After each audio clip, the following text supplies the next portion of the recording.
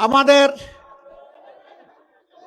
যুবক যুবতী তরুণ তরুণীদের নেতৃত্বে এদেশের কৃষক শ্রমিক মুটে মাঝি কামার কুমার তাঁতি ব্যবসায়ী বিভিন্ন পেশাজীবী মানুষ নারী পুরুষ সকলেই 2024 সালের গর্বিত জুলাই যুদ্ধের অংশীদার। আমি তাদের সকলের প্রতি অন্তরের অন্তঃস্থল থেকে গভীর কৃতজ্ঞতা জ্ঞাপন করছি।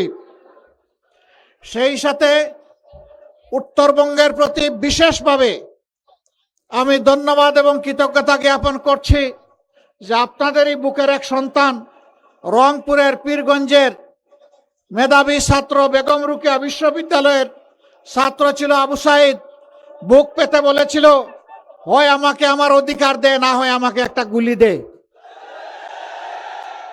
সে ডানা মেলে বলেছিল, বুকের ভিতরে তুমুল ঝড়, বুক পেতেছি গুলি কর। মহান রবের শুকরিয়া, গুলি পিটে নেয় নাই, পরপর তিনটা গুলি বুকে নিয়েছে। এটি বীরদের পরিচয়।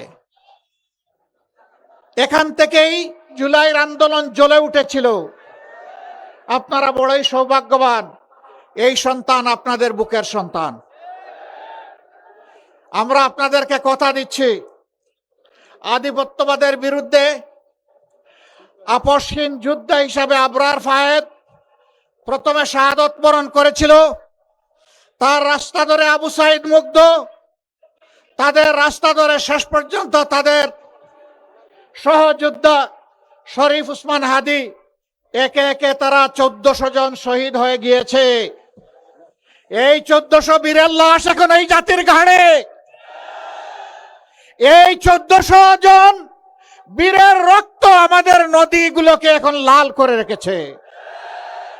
আমরা কথা দিচ্ছি, আমরা এই বীরদের সাথে ইনশাআল্লাহ বেঈমানি করব না, আমরা বিশ্বাসঘাতকতা করব না ইনশাআল্লাহ।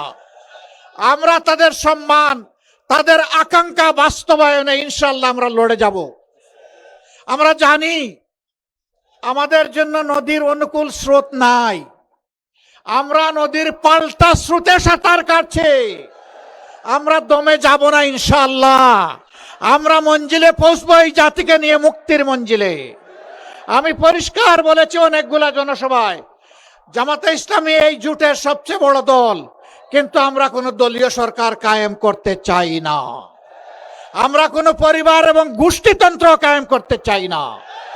আমরা বাংলাদেশ জামাতে ইসলামীর বিজয় চাই না, আমরা চাই 18 কোটি মানুষের বিজয়। তিস্তা পার থেকে এই বিজয়ের আওয়াজ শুরু হয়েছে সারা বাংলায়। আলহামদুলিল্লাহ, এখন মুক্তির পক্ষে গণজোয়ার শুরু হয়েছে।